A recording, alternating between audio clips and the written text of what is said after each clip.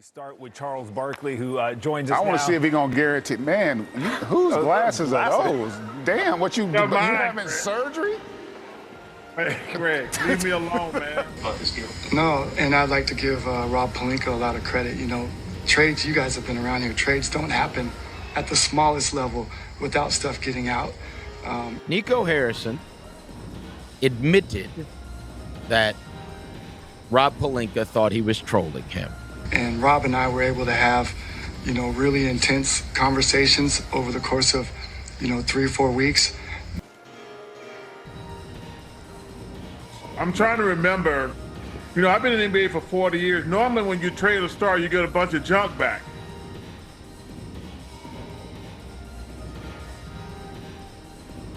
Nico Harrison said the owner of the Mavericks laughed at him when he brought the trade up.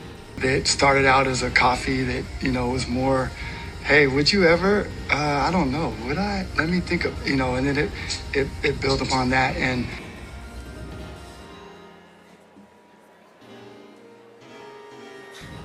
this is the first time I can remember where you got two all NBA players traded for each other. We kept it between us. We had to keep it tight. This guy thinks it's him.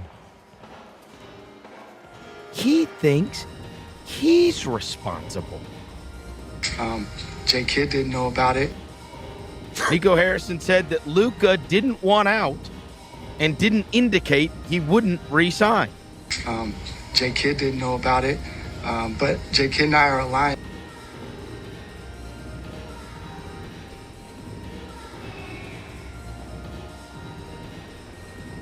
He thinks he's the reason the Dallas Mavericks were in the finals. Oh, yeah. So I think when you're aligned with your coach like that,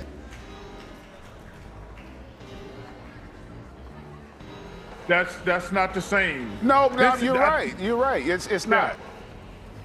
He thinks that they have had this level of success because he's the general manager.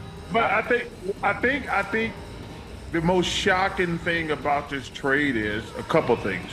Number one, you never trade stars for stars. And then we talk about archetypes and we talk about the culture that we want to create. And because of this thought process that him and Jason Kidd have, he thinks it's him.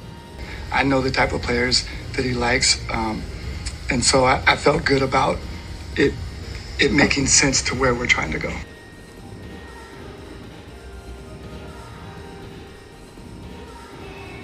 Nico Harrison also said, the money quote, the future to me is 3 or 4 years from now. The future 10 years from now, I don't know. They'll probably bury me and J. Kidd by then, or we'll bury ourselves. But J. Kidd and I are aligned, and we talk about archetypes, and we talk about the culture that we want to create. So I know the type of players that he likes without actually talking to him. You think this is You're ego? genius. This is hubris. Yes. So I know that, and J. Kidd coached them when they won the championships. This is Icarus flying too close to the sun. This is him being celebrated by people like us. I mean, obviously, I don't remember every trade, but I'm trying to think. You guys got a great staff there behind the scenes. I don't remember the last time we traded an all. Probably never when you traded an all NBA player for an all NBA player.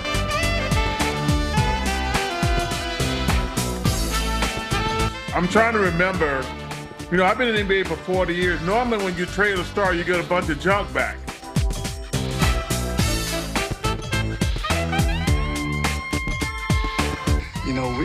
We kept it between us. We had to keep it tight.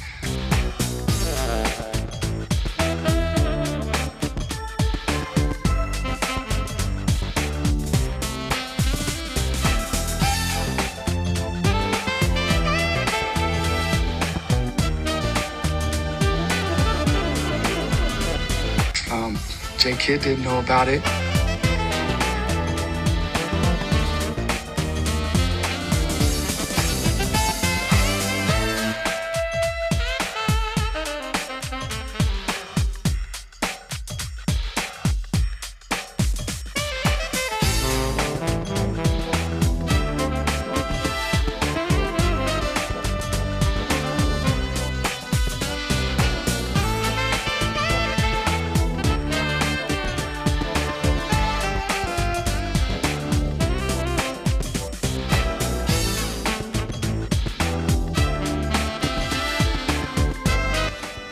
this is the first time I can remember where you got two all-NBA players traded for each other.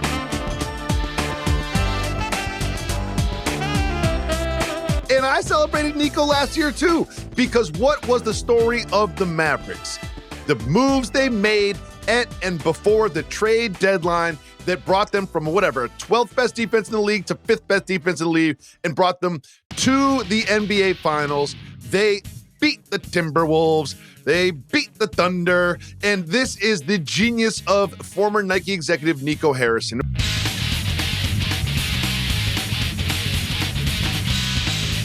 So I think those are the two first aspects of this trade that are shocking. Star for star, and normally they didn't go for the highest bidder. They went for a quick deal and it was over. And you're saying that this environment and his confidence and his ego led him to make this move. I do not completely agree with that. I also think you don't completely agree. That's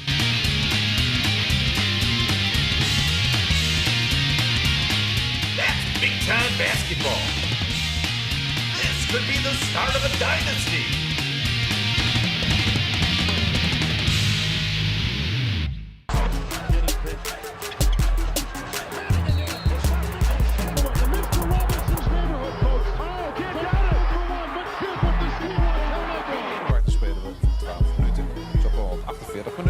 De regelwijziging heb ik u afgelopen zondag een beetje aan proberen te geven.